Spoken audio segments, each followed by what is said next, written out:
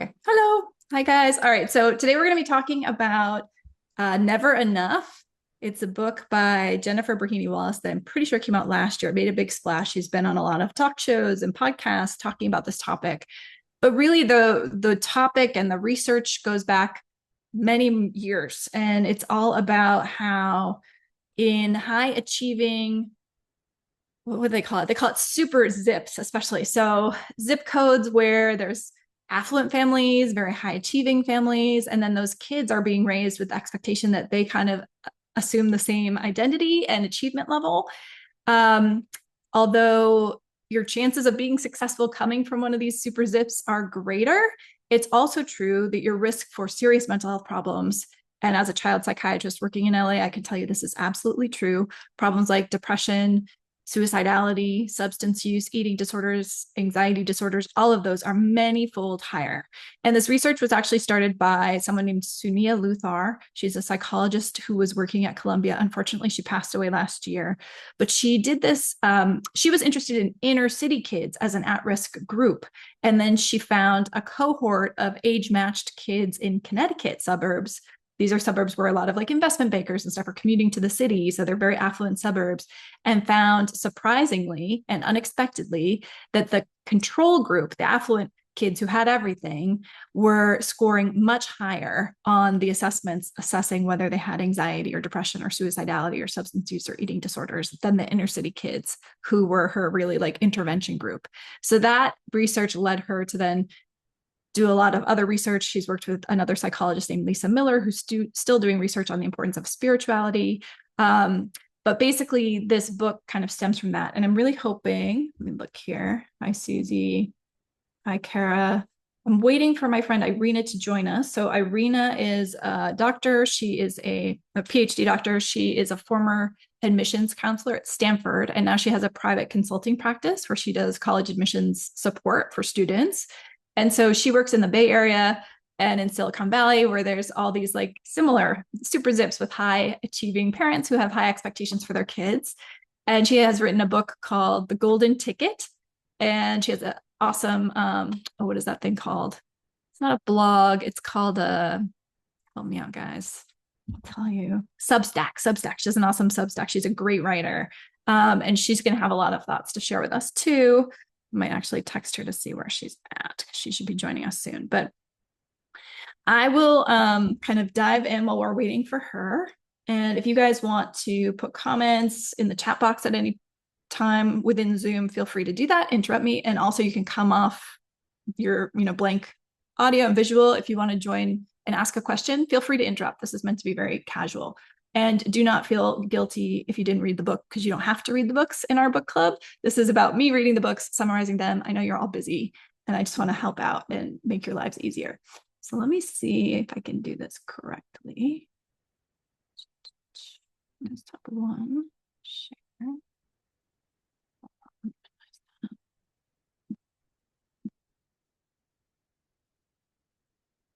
Give me, guys. There's a lot of things open here.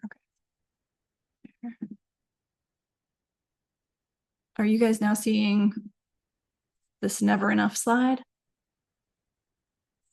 Someone give me a thumbs up or say yes.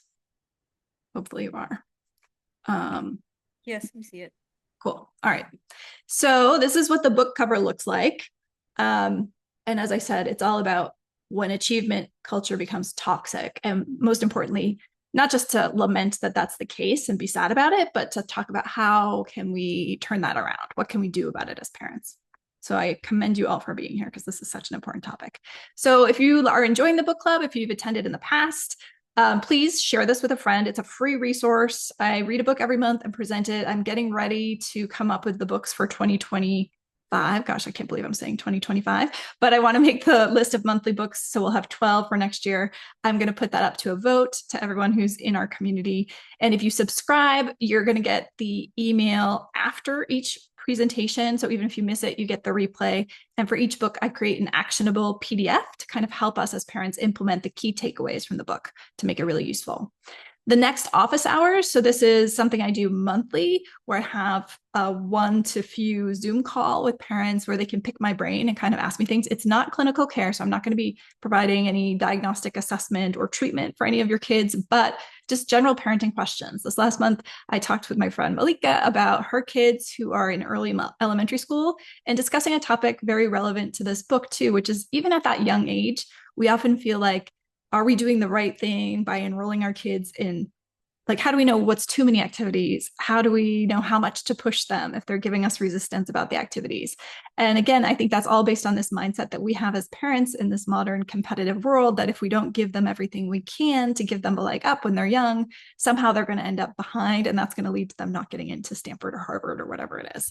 Even if I think even I don't care. Like, I can tell you, I don't care if my son or daughter goes to Harvard or Stanford. At the same time, if they do, you can bet I'm going to be really excited about it and bragging and happy. But I know that it's a low chance, right? So we're balancing all of these conflicting forces at play.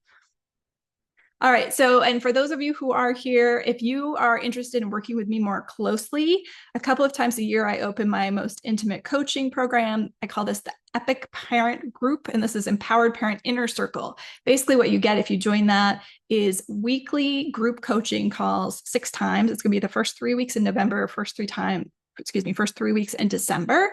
You'll also get 2 one-on-one coaching calls with you and your co-parent or parents if you have them.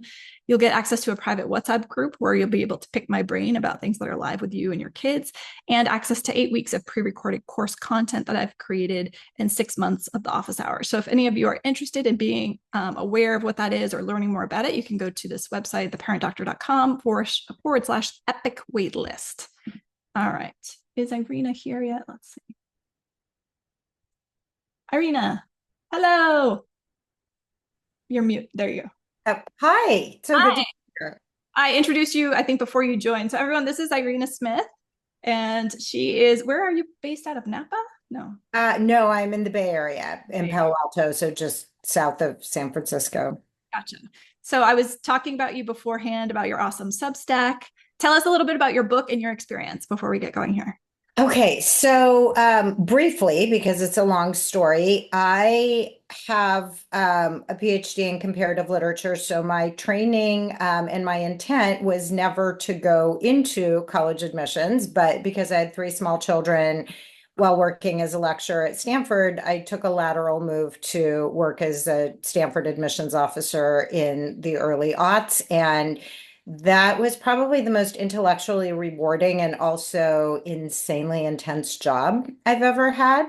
And it changed my life trajectory in the sense that once you work in Stanford admissions, you become a marked person. And after I went back to teaching, I kept having people reach out to me for essay help, for questions about, what is the secret formula for getting into Stanford? Because clearly I knew it since I was in the admissions office. And as a result, I ended up working for 18 years as a private college counselor in Palo Alto, practically in the shadow of Stanford University, while raising not 1, not 2, but 3 children who are now young adults, all of whom were neurodivergent, as emerged over the years that I was raising them. So my kids were struggling in very real ways with learning differences and mental health struggles, while I was working with students whose biggest priority was getting into Stanford, Harvard, Yale, et cetera.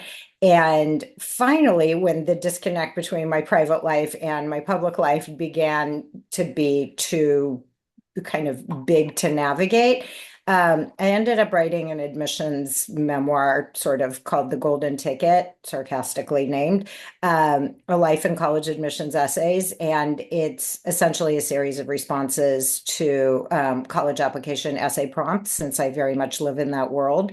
But both about my experience as an admissions officer and admissions counselor, but also about my own life, navigating the expectations that my parents had for me, the expectations that my husband and I had for our children, and of course, the expectations that the families I worked with had for their children. So I am moving out of the college advising space and more into the writing, mental health advocacy space. And I'm absolutely delighted to be here because the book club book is basically Jennifer Wallace is my people. Yeah, yeah, awesome. And for all of you, her book is so good. So I had the good fortune of meeting Irina, kind of what's the word? Serendipity brought us together. And another person in the educational space, he has this great group of like-minded, like excited people.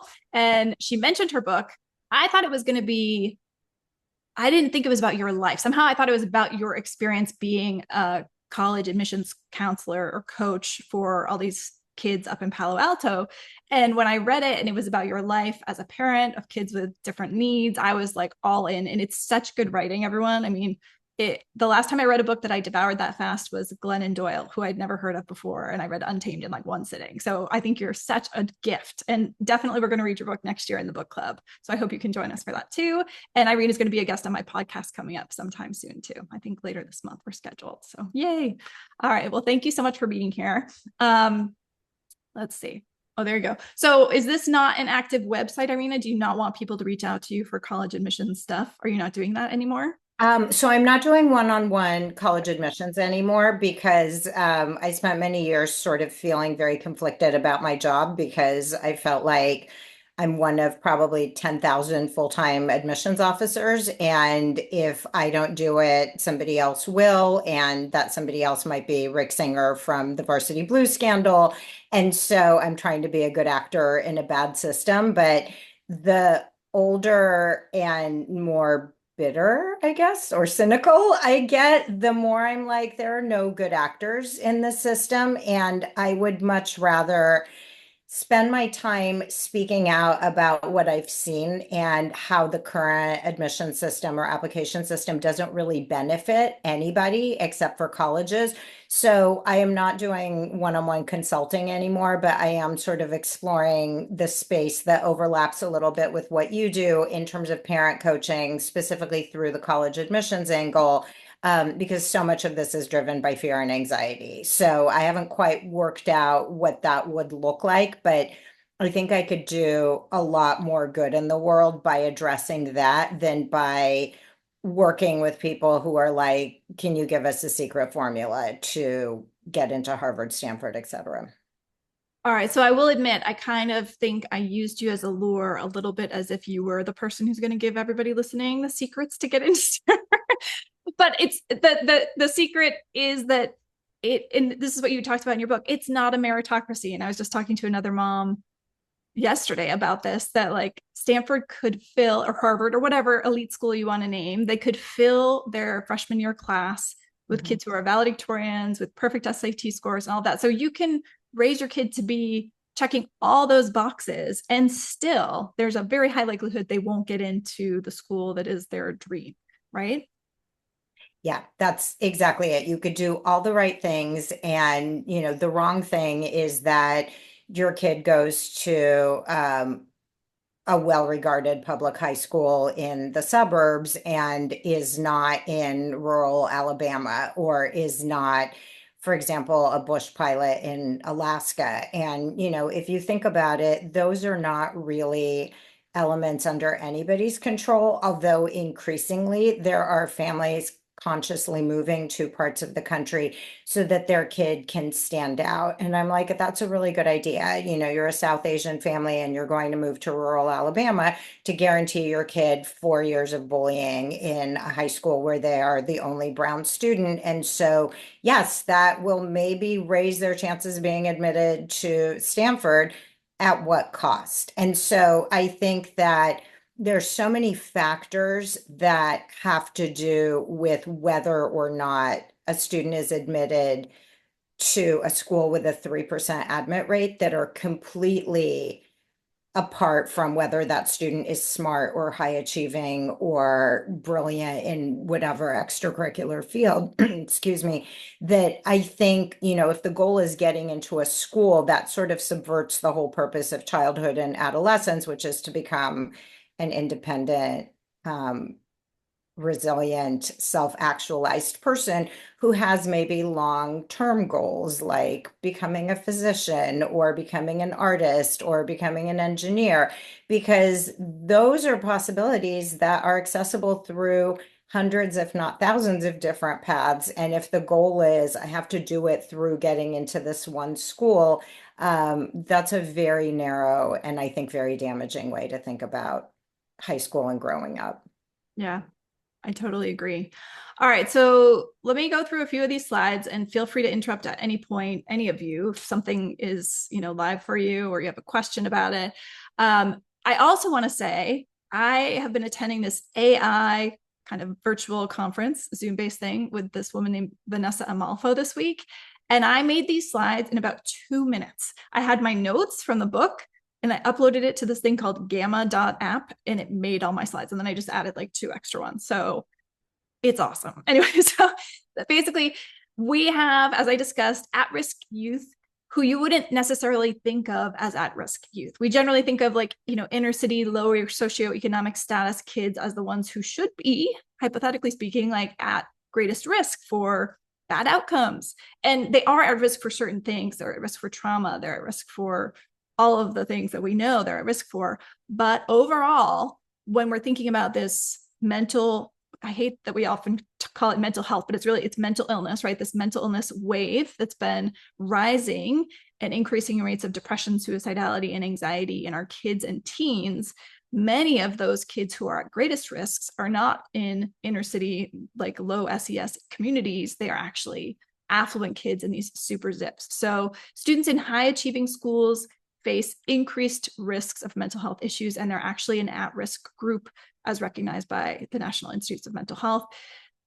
Parents also, this is really what I'm so passionate about as the parent doctor in my work, we are under incredible pressure. And as I mentioned last time, the Surgeon General just put out a report called Parents Under Pressure that we are feeling this pressure that our kids are growing up in an increasingly competitive world, and it's on us to make sure that they succeed and they don't fall behind. And if you are in a family that is very successful and very affluent, there's this fear that the chances are great that your child won't be able to continue to live to the lifestyle that they've become accustomed in their own life. And our kids are feeling this too. So 73% of parents, this was a study of, I think, 6,000 parents that the author did. 73% of parents reported that they think college selectivity is crucial for happiness, meaning their kid is going to be happier if they get into an elite school than if they go to the local state school.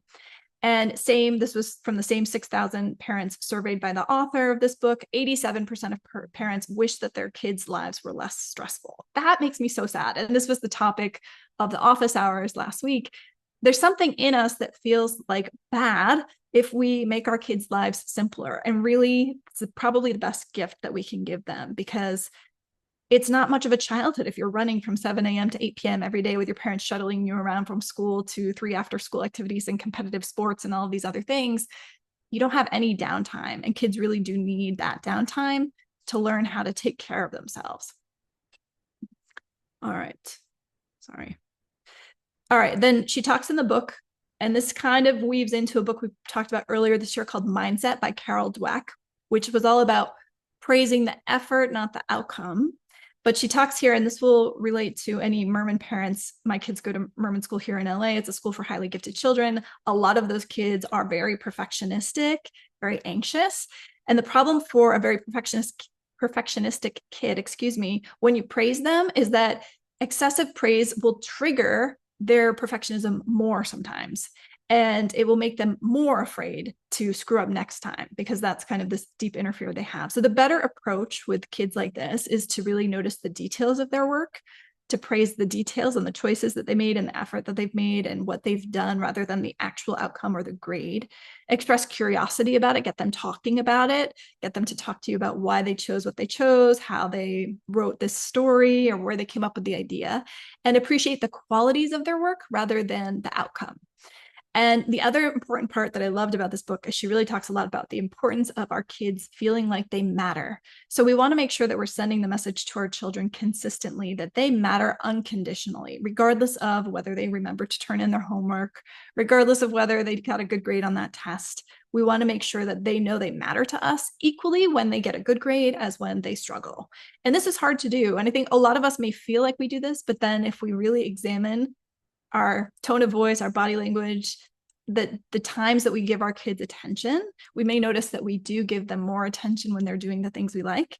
And we might withdraw that attention or love again, not that we aren't loving them when they don't succeed, but we may unintentionally and unconsciously not be giving them so much attention and love and explicit statements that they matter to us when they're not doing something that we feel is appropriate or a good outcome. Any thoughts on that, Irina? Sorry, I just was No muted worries. and could not find the microphone button. Yes, I think that I mean, particularly where I live, and I think it's the super zips that Jennifer Wallace talks about, where it seems that the reward of sort of being a child is increasingly connected to how accelerated are you, how well are you doing in your classes, how much you're winning in your extracurricular activities. So the idea is that, you know, if you're ahead, you matter.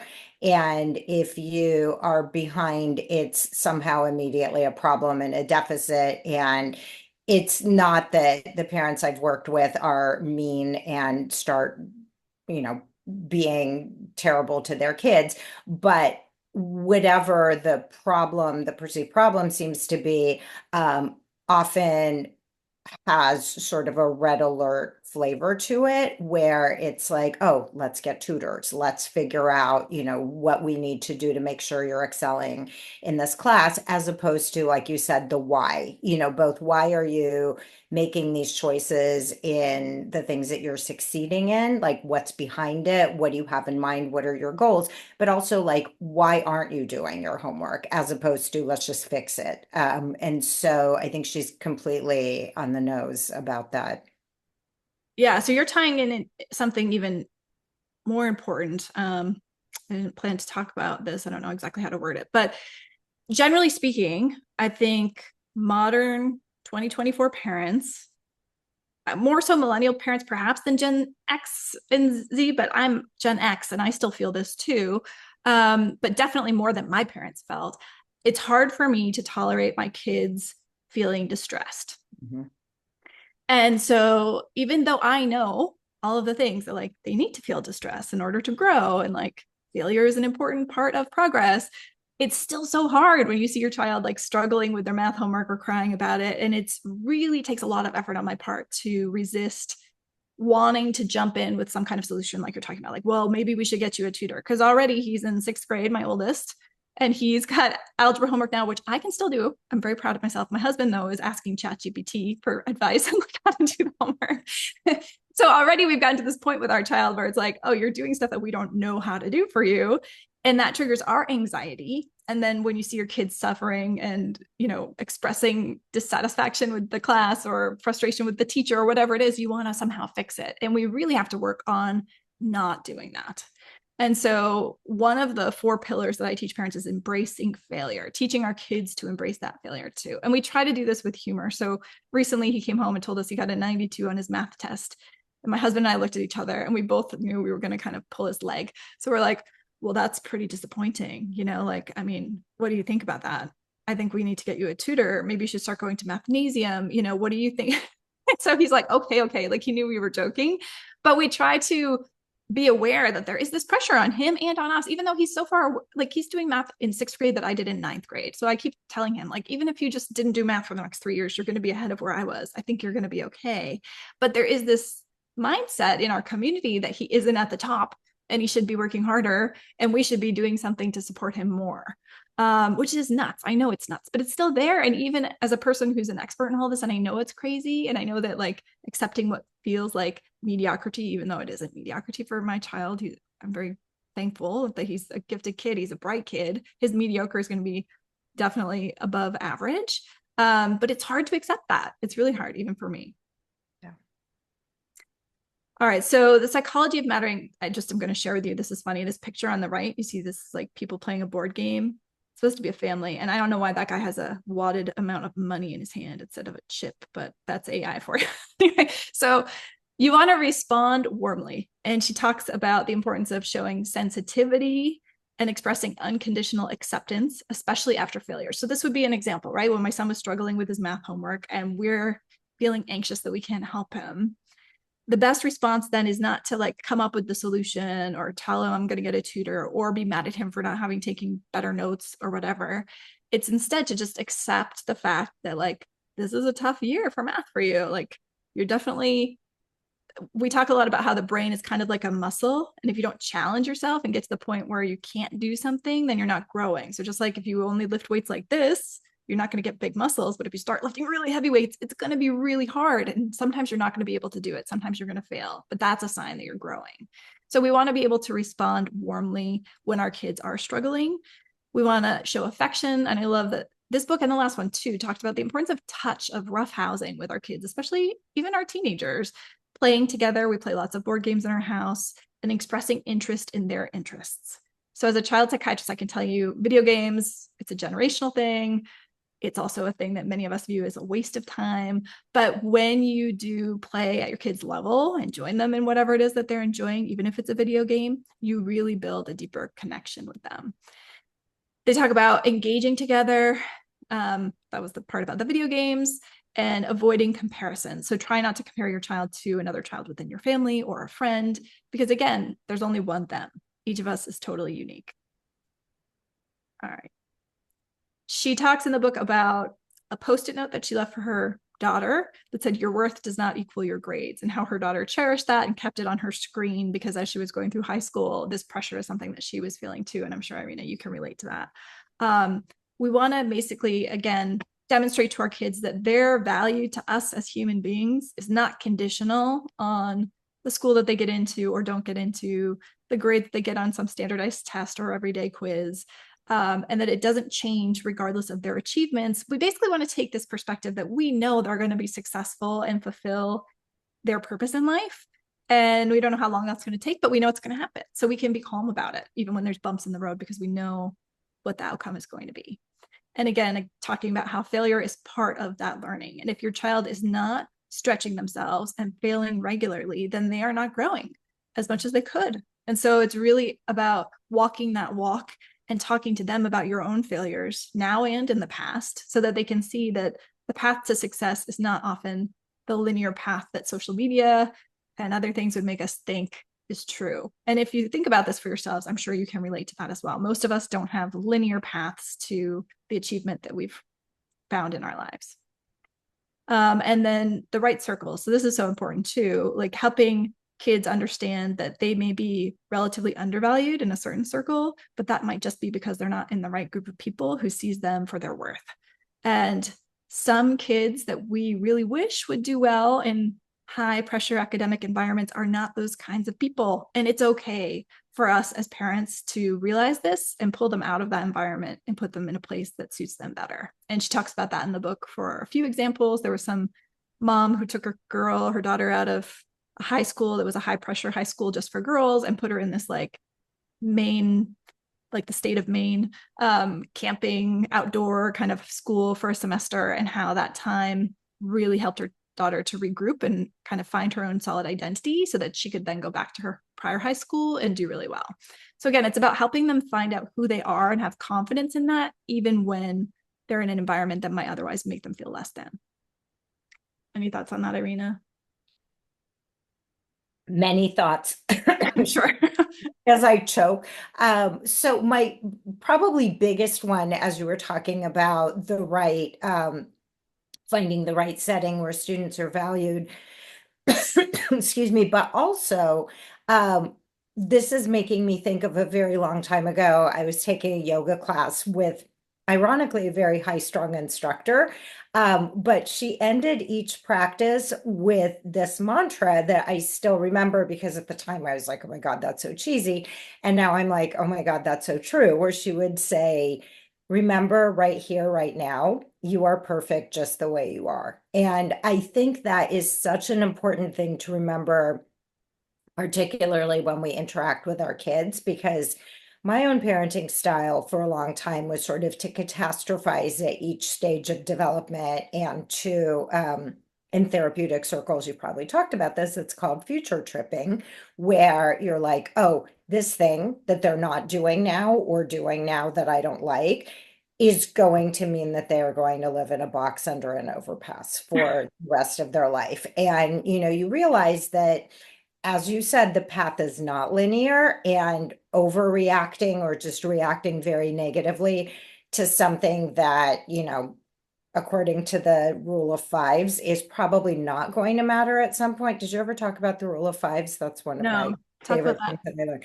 So whenever it seems like there's a crisis or an issue, ask yourself, will this matter in 5 minutes? Will it matter in 5 days? Will it matter in 5 months? Will it matter in 5 years? And I kind of feel like your son struggles with math in sixth grade. Like, yeah, it'll probably matter in 5 minutes, maybe even 5 months. In 5 years, very likely not. Yeah. In 25 more years, definitely not. I struggled with math throughout high school.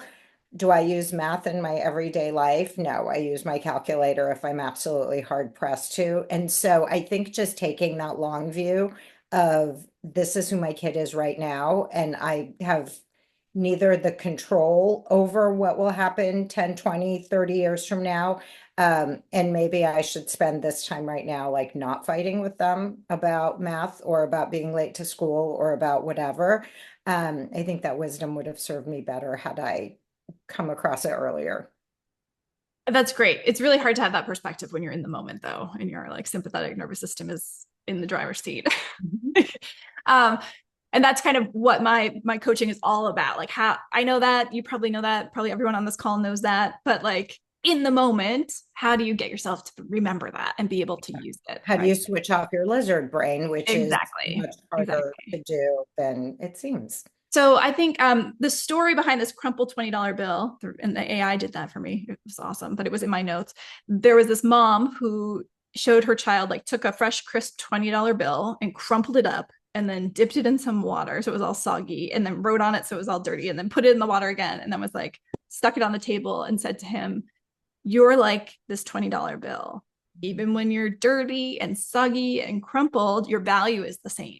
So like, even, and I thought that's a really good analogy or metaphor. I don't know what the word is, but like, to show her child that even when you're doing crap right now, or you were sick and you didn't go to school and now you failed the test because you missed all the stuff, that doesn't mean that you aren't capable of understanding these things and that you aren't smart and that you don't have value. And self-compassion, we talked about this in the last book, basically to be a person who doesn't, what did you call it? Future trip. So to try to teach our kids not to future trip and have self-compassion and have that perspective of like, this isn't really going to matter in 5 months or 5 years, probably, you're not going to remember this moment, and we can therefore kind of just let it go. Again, easier said than done, but having that self-compassion skill predicts people being better at kind of getting up when they fall. And ultimately, in the course of a lifetime, that predicts people achieving more, because inevitably we're going to have failures and setbacks and people who tell us we can't do something or they don't believe in us. And it takes us being able to pick ourselves up and keep going in order to succeed. So if you're very self-critical, it takes you longer to recover from a setback than it does if you have self-compassion. So that's actually the topic at Mermin this Friday, I think, of a speaker. So everybody who's here from Mermin should go and see that speaker too. All right. And then this is good news for us as parents. Studies and research show that the most important predictor of teens' mental wellness is family connectedness. So even though teens are naturally at a point in their development where they're kind of separating from us and giving us the hand and saying, I don't want to be around you, and it may not seem like they care about you at all, that family connectedness piece is really important. And even though it seems like they're prioritizing their friends and their peers over us as their parents, we are the most important and we remain the most important. So it's very important for us to understand that it is a normal developmental stage as our kids enter adolescence for them to kind of put us down, shun us, because we do fall off the pedestal that they've held us on throughout their childhood, as we should. But it's also normal. So we don't have to react to that emotionally and angrily and feeling hurt, because it's what they should be doing and it's what we should expect that they will do. And I loved in the book, she talked about NOMA's optional family activities and non-optional family activities. So NOFAs and OFAs. And they have routines in their family where they have non-optional family activities, and they'll tell their teenager, like, sorry, you can't do your homework right now. This is a no-fi. You got to go play the game with us, or whatever it is that they're doing. And they put those things on the calendar together and they force their kids to do it. And even though the kid is going to say they don't want to, it's an important part of that family connectedness. So I felt like that was really empowering to me too, as a parent, to know that even though my kid's going to get to a point where they don't want to do these things with me anymore, or they may complain and say they don't want to come on the trip or the walk or the hike, I can say this is a NOFA, you got to come, and it's going to be for their benefit. School connection. So peer groups are also really important, and feeling connected at school protects against substance abuse and risky behaviors in adolescence. They talked in the book about a study of a 15-year-old who reported having a best friend. It doesn't have to be a huge circle of friends, but a best friend was significantly less likely to suffer from depression 10 years later. And then parental support. Hold on, I can't remember. Just again, that we as parents are the most important source of support for teens, even though it may not feel that way. Anybody on the call have thoughts about that? I don't know if most of you have teenagers yet. Some of you do, maybe, but you've gone through that with your kids. Irina, did you feel that with them? Like, I'm just at the beginning of it, like the kind of, I'd rather not have you close to me, mom stage. We had the pulling away stage, including all the usual, can you drop me off really far from school because you are so embarrassing and gross and weird. I think the thing that really helped, and they sort of all of their stuff coincided for a really intense period while my oldest son, who was a lot, was in high school, and my middle son was in middle school, and my youngest and only daughter was sort of finishing up elementary school. One thing that really helped, I think, as a family was just finding easy things to like, kind of low stakes things that were not hard to lure them to, which in our case was TV shows. So we would try to find a TV show or movie that all three of us would agree to sit down for an hour or two to watch. And it's nice because it's a little bit like that time in the car where your kid is not looking at you and you're not looking at them, and you have these, kind of parallel looking ahead, but you can actually have a profound conversation or just a conversation. And so it was the same kind of thing where it's like shared but split focus. And then we would sometimes end up having really interesting conversations about what we had seen, or they would have questions. Like I remember we saw the Truman Show and we had a whole long conversation about, how much that show presaged the digital age and everything, being live streamed and constructed environments. And so it doesn't always have to be like everybody sit down for dinner, because at our house, dinner tended to be a fraught time because usually somebody would say something to someone and things would just go downhill very quickly. But being quiet in a room together and watching a show, sometimes a board game, really worked. And I think that was a way that they all felt a little more grounded. But just teenagers are hard, and teenagers will do everything in their power to make themselves unlikable to their parents, which I know is how they define themselves, but it's hard. I don't think it's conscious, but yeah, to make themselves different, right, and distinct. But I love that you were able to adapt the family activity for what felt right for your family. Because again, it's important to know, like, our family does board games. That isn't going to work for every family. It doesn't work if you have a 13-year-old and a 1-year-old. You're just going to be like chasing the baby around. It doesn't work if you have a child who has special needs and can't play the game with you. So you really do have to find things that work for most people. I do think mealtime can be a good time, but it probably needs to be a set on a day when you don't have a lot of other things, and it's not going to be also the time when you're trying to juggle homework and whatever else. And for some families, depending on the age of the kids and the tension between them, it also just might not be a good time. So I like that you are pointing out it doesn't have to look like one thing. You can figure out what works for you. And I just also saw, sorry to interrupt just really quick, the comment in the chat about the teenager not bearing to be touched. That was absolutely my daughter. You would think that like you poked her with a sharp needle, because I would try to like, put my arm on her shoulder and she'd be like, which is just the most delightful feeling in the world, because you're like, I carried you in my body for 9 months. Thank you for this. Yeah. Totally normal. Yeah. And like, again, I'm getting there. And I know I know I'm getting there. So I'm going to hope that it doesn't hurt me, but I know it's going to hurt me when my son doesn't want to hug me anymore. As it is now, I can still kind of, make him hug me. But it's still kind of like a wet noodle hug. He's like, he doesn't really want to do it anymore. Yeah. And I just am eating up all the cuddles with my younger daughter because I'm very much aware that like it's a temporary thing, right? It goes very quickly from feeling overwhelming when you have young kids and they're just kind of on you, especially as the mom all the time, to then they're gone. And actually in this book, one thing she talked about that I thought was really interesting, and I think it rings true for me in the circle of moms that I'm in with kids this age, is that middle school is the time where college educated moms report the lowest levels of life satisfaction and the highest levels of stress. And I don't think that's when their kids are in middle school. I don't think that's a coincidence, right? It's when their kids start to pull away. And for many of us, it's also when perimenopause hormone changes start to infiltrate our brains and affect us. So I read that and I was like, oh man, this is really like very relevant. Sorry, let me. All right, sorry I had missed the chat. Thank you for keeping an eye on that. I don't know how many slides are left. Let's see. Okay, so power of friendship. This is for kids, but for us too. So teen loneliness. These numbers are just like scary, and I've looked at them every which way, trying to figure out like what's wrong here? Like, how could this be false data? And I actually don't think it's false data. So when we survey kids, 18% of kids reported feeling really lonely in 2012.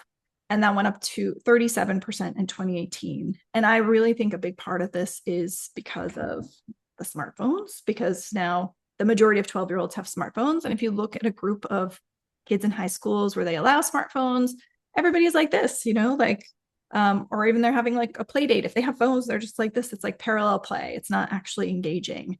I met someone recently who said like we have more connection than ever because we can see what everybody's doing online and in social media and everything else, but we have less true connected feeling. And so I think more than ever for us as parents in 2024, we have to make sure that we are giving our kids an opportunity to have true connections with their friends that aren't just based on FaceTime and screens and social media and Snapchat and whatever else it might be. And this is that statistic about having a best friend at 15 increases self-worth and reduces mental health risks. Again, it's hard, right? Because we can't magically create a best friend for our child if they don't have one at 15. But I think if we are juggling this question of, is my kid in the right school environment? Are they at the right place? If they're missing that, that should be something that carries a lot of weight for us in our decision about should we consider an alternative placement for them. And then we also want to make sure that we're scheduling time for our kids to have friendship time, social connected time that's unstructured, without expectations, isn't just, someone who's on the sports team with them, but just to be able to hang out and play or talk as much as we do academic and sport achievement time. Okay. Many of you may have seen, and I have this as part of my course too, like this idea of a life wheel where you have kind of a pie and it's got sections, and then you can rate, how am I doing in each of these? How am I doing with my health and my fitness? How am I doing with my finances? How am I doing with my romantic or primary relationship? How am I doing with my kids, with my job, etc.? We can think of the same sort of pie for our teenagers, and it's going to look a little different than an adult pie looks like. It should include balancing time in real life with friends, like we just talked about. Sleep, we probably should do a whole lesson on sleep, because only 25% of teenagers are getting the recommended 8 to 10 hours of sleep a night. Most kids are sleep deprived. And this takes a big toll on their emotional health and their academic performance, their mood, all of these things. Study time should be a piece of the pie, but not all of the pie. Exercise, I'm putting non-negotiable there because these are things that they can't, and as adults too, like we can't farm out or outsource our sleep, and we can't outsource our exercise, and we can't outsource our time with friends or spiritual practice. Like these are things that only we can do. And I think it's important that we start teaching our kids as well before they go off to college to think about that. Community service time, giving back time, like feeling like you're contributing to the world. We need to be thinking about how are we leading them to think about this and actually do it, and modeling that for them, because it's a really important piece of wellness. And in my work with depressed adults, it's a really important part of what I coach them to do. Romance and love, and family. So again, like we have to be thinking about them as individuals who have all these facets, all these aspects of themselves. And explicitly, I think we can pull out, you can go to Canva and print out a life wheel. You can make it. I've done it for my course. Like you can do it with your kid too. Just do this. And on a monthly basis, I actually fill out my life wheel. It's in like this Fox Planner guide I have where I rate myself because it changes over time, right? Like some months I might be really prioritizing work, and other months I might be really prioritizing workouts. And another month I need to really prioritize time with my husband, time with my friends. It's hard to keep a perfect balance all the time. And we can discuss this with our kids explicitly so that they can understand how we do it and learn from us too. Okay, and then this is, again, the importance of rest. Only fewer than 25% of teenagers are getting the recommended 8 to 10 hours of sleep. We need to have a balanced practice because in that book that Malcolm Gladwell had about 10,000 hours make someone a real expert at something, we all took away that like our kids should just be doing more and more and more. If we want them to be the expert tennis player, the expert pianist, they have to clock these 10,000 hours before they're an adult somehow, or at least be well on their way. But what was missing and what he wrote about in his book is that equal to the mastery time and the practice time is rest time. So if you look like someone like Stephen Curry or Michael Jordan, or these people who, or Tiger Woods, who do incredible amounts of effort to become top of their games, they also really prioritize like a science, their recovery time and their rest time, and try to optimize that and learn from that. And we need to be teaching our kids that that's important too.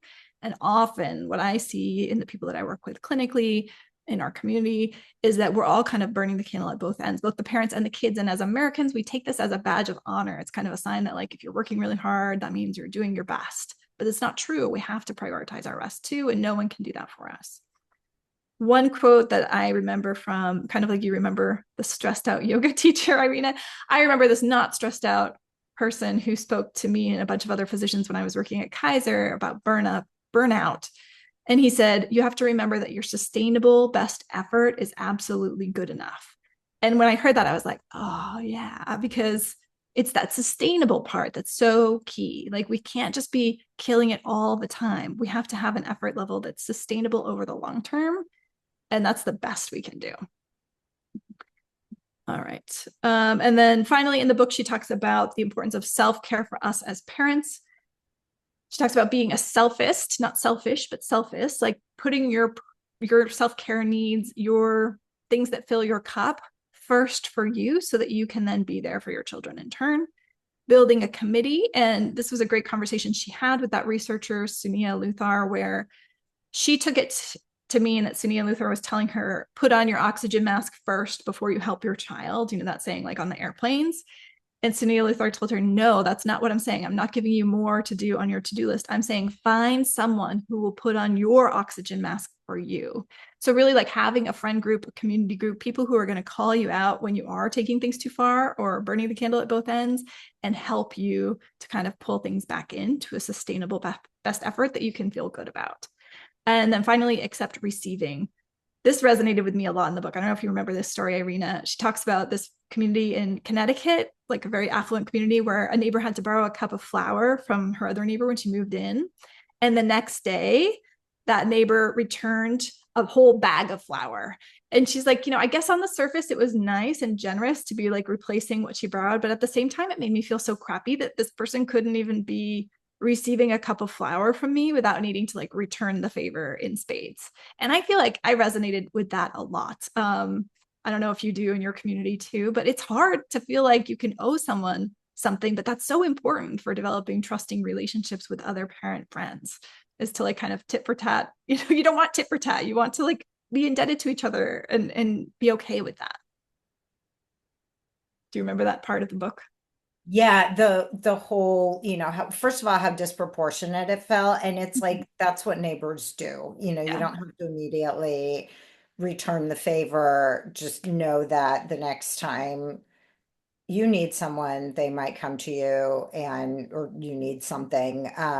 And so the quid pro quo, I think, is just very characteristic of people who are high achieving, people who don't like to feel indebted, or who don't like to feel like, you know, they're on their back foot because somebody else helped them. And I think I also just had a quick thing about building a committee or a support network. In my practice, I used to see so many parents, usually moms, because moms are the ones who show up to school events, whose stress was due in large part to, I don't want to say it like I'm talking about teenagers, but hanging out with the wrong people. Like they would go to school events and be like, everybody was talking about their brilliant kid who's already taken like 3 APs as an eighth grader, and they're doing the summer thing. And now I feel like a bad mom. And it's like, don't go to the school events. Like they will send you a PowerPoint. If those are the people who populate them and they raise your blood pressure, like you actually don't have to go to them. You don't have to hang out with parents who make you feel bad or who make you feel like you're not doing enough to curate your child's schedule. Like you can find other parents who have a healthier approach to raising kids and hang out with them. Yeah, absolutely. And I mean, it's tough to be that voice. And again, I don't think that the person who's bragging about their kid taking 3 APs means it in a way that makes us feel bad. They're just proud of their kid. And I would be too if they were doing that and okay with it. But it is really hard. It is hard when you're in these circles of like really high achieving families and kids to not feel like you're behind. And my kids express this to me that they feel behind. And I'm like, well, yeah, it's okay though. Like behind from what relative to what? Like what's the timeline that we're actually measuring here? It's all arbitrary. I think this is the last slide. Let me just see. Yeah. Oh, okay. No, let's see. Oh, a couple more. Okay, sorry. So she also recommends taking a values inventory. I did this with my son the other day. We were also, like you were saying, Irina, like watching a show or something. And I said to him, like, I've been thinking about my values. And we talked about what our values, because my 7-year-old didn't know. And I was like, I was thinking about what my top values are and what your top values are. And I was like, I'm curious, can you tell me what you think my top values are? And he said them and they were right on. And I said what I thought his were and they were right on. And we both felt really good about that. But like, basically look at, and this is what she recommends in the book, look at how you spend your money, look at your child's calendar. What activities are they involved in? Pay attention to what you ask your child about when you see them at the end of the day and before school starts and before they go to bed. And notice what you argue with your kids about. Just be an observer about these things for a few days or a week. And then ask yourself what your values are. And then look at those two things and see, are your actions aligned with your values? Because oftentimes, and again, unconsciously, unintentionally, I think it's very easy for those of us in these high achieving communities to shift more toward an achievement-based value system based on how we're spending our money, how we're scheduling our kids, what we're talking to them about, and what we're arguing with them about, versus what we really do value. And this is something that as a child psychiatrist, I've seen over and over, which is by the time the kids become teenagers, they've really internalized a value that may not be the parent's true value system, but based on the things that the parent had the kid doing and the things that the parent argued with the kid about and the things that the parent spent money for the child about, the kid internalized a value system that was different than what the parent intended. And I think if we have intentionality about that and curiosity to really think about it and ask our kids about it, then we'll know, are we on track? Are we really walking the walk that is aligned with our values, or are we not? And if we're not, it's never too late to kind of course correct. And then finally, I liked this acronym. I usually have a really hard time with acronyms because I can't remember what they are, but this one was easy for me. Make a daily PDF, like the, picture file, playtime, downtime, and family time and every day. So the gist of this whole book was just kind of less is more, which is the gist of a lot of self-help and psychology books. I'm thinking about the book, what is it called? I'll think about it. I'll remember eventually. But it's like the #1 bestseller of cognitive behavioral therapy. And it's basically just about like accepting mediocrity is going to be your key to happiness. Like being happy with less and not seeking perfection is going to be what makes you really feel happiest. And it's true for our kids too. But if we don't say it explicitly, they won't know, because it's easy for them to get different messages from their peers and from their schools and from you and other parents. So hopefully this was a helpful one for you guys, and I'll make the actionable PDF and send it out to everybody along with the replay. So thanks for staying tuned. Do you want to add anything before we go, Irina? No, I think this was really great, and you summarized it perfectly. I actually just read the book a few months ago, and I feel like parts of it are seared on my brain because I was nodding so hard as I was reading. So I thought I was going to do this presentation at my office, so I left the book at my office, but I was like underlining almost every page somewhere. And I have to say, just thinking about my work clinically, I remember some families, they had very strong sense of what they wouldn't do. One family that comes to mind, they didn't do activities on the weekends. So their kids like didn't play any sports because they didn't want to have their weekends running around. They had made that decision when the kids were young. And I was like, it felt really ballsy, but I was like, that's actually really smart. And it makes sense, right? Like they were the parents. They were like, we value our home time and our family time, and we are not driving you around. So you can do activities 1 or 2 days during the week, but we're not doing anything that requires you to be there on the weekends. And another family did their like vacation. They didn't do anything. I forget. They were very same. Like I think they just didn't do anything during the week, and they only had one activity on the weekends. They set very firm boundaries. And I did that when my kids were really young, like preschool age, and it was like a birthday party every weekend. And we went to like 3 birthday parties in a row where some kid puked, and I told my son in the car, I'm like, I like birthday parties sometimes, but sometimes it's like a lot for me. And he was like, yeah, me too. We made a rule that we were only going to RSVP to 1 a month, and he was okay with that. So I think it's okay to set these limits, whether it's you, the parent, setting it in opposition to your kid, or you're the parent and the child coming up with what feels like an okay boundary. And I think that's really good for them as well as they grow up to be able to have the ability to set those limits for themselves that are going to make them less likely to be people pleasers or overextended or burnt out when they are adults too.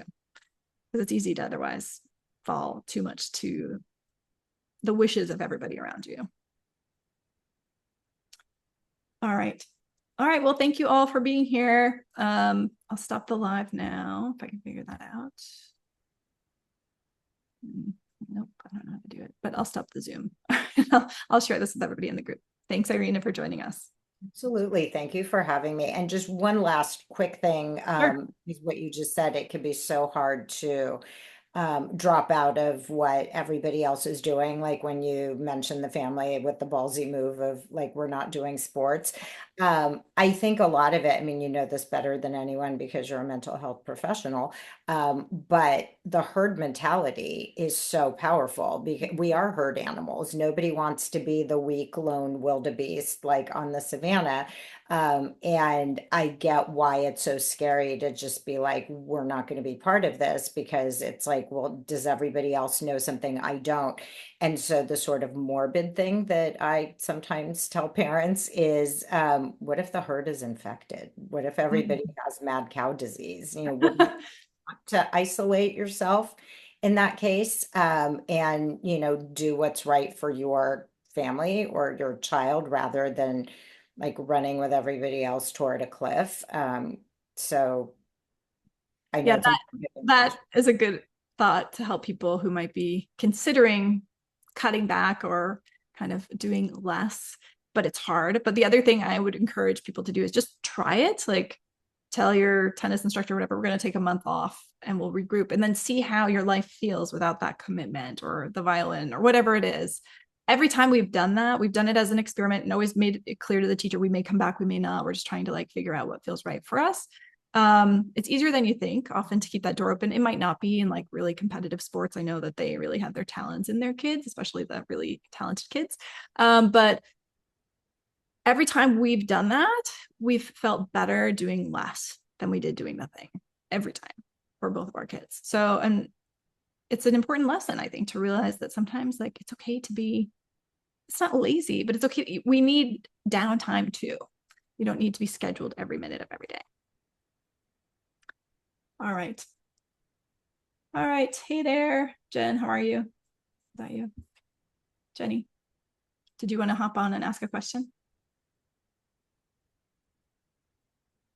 No, I was just typing a comment.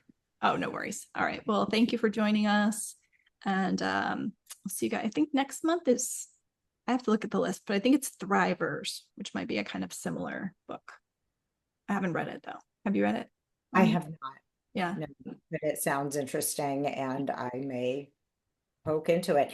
Thank you so much for having me on. This was really fun because I've been dying to talk about the book to someone, and I've sort of been evangelizing in my own spare time of like, oh, you need to read Yeah. Well, now you can share this. I'll give you the video and you can share it with Great. others in your group if you want to put it on the Irina and Marissa, I really enjoyed this. Thank you so much. Yeah, thank you, Jenny. Thanks for joining us. Thank you. All right. Take care. Bye, guys. Take care.